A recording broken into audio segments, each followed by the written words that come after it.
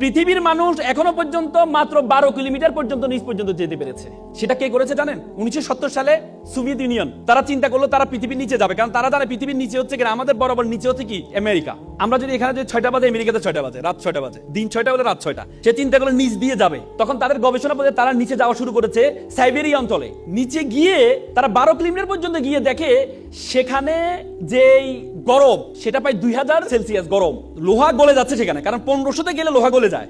আপনি দেখেন সূর্য আমাদেরকে গরম দেয়, আমরা 40, 50, 60 সেলসিয়াস গরম পাই আমরা, সূর্য আমাদের গরম দেয়, কিন্তু মাটির নিচে কিভাবে গরম হয় পরবর্তীতে আর যেতে পারে নাই। সেই গবেষণা প্রতিষ্ঠানের প্রধান ছিলেন ডক্টর এসবক। তিনি বলেন আমি যখন যেতে পারছি না তখন আমি একটা মাইক্রোফোন পাঠিয়েছিলাম সাউন্ড নেওয়ার জন্য, ভিতরে কি সাউন্ড হয়।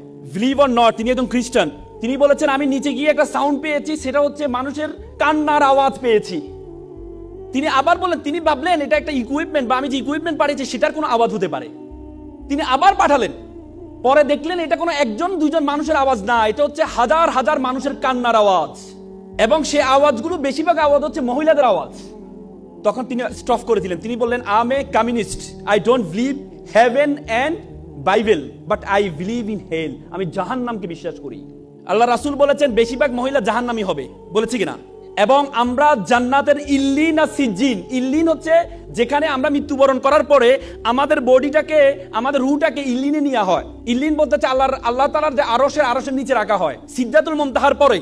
আর সিজ্জিন বলা হয়, সিজ্জিন হচ্ছে জাহান্নামের টুকরা, যেটা হচ্ছে জাহান্নামের সর্বশেষ জায়গাটা সিজ্জিন। আব্দুল্লাহ ইবনে আব্বাস আল্লাহ রাসূলের চাচাতো ভাই ছিলেন। আল্লাহ রাসূলের চাচাতো ভাই আব্দুল্লাহ ইবনে আব্বাস বলেছেন সিজ্জিন হচ্ছে পৃথিবীর সর্বশেষে অবস্থিত, মানে পৃথিবীর নিচে অবস্থিত সিজ্জিন। তার মানে জাহান্নাম হচ্ছে পৃথিবীর নিচে অবস্থিত।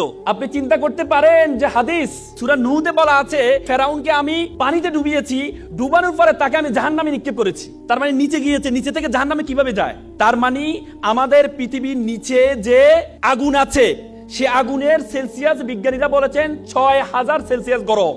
তার মানে ডক্টর এসবক যে সাউন্ডটা পেয়েছেন সে সাউন্ডটা কিসের সাউন্ড? জাহান্নামের সাউন্ড।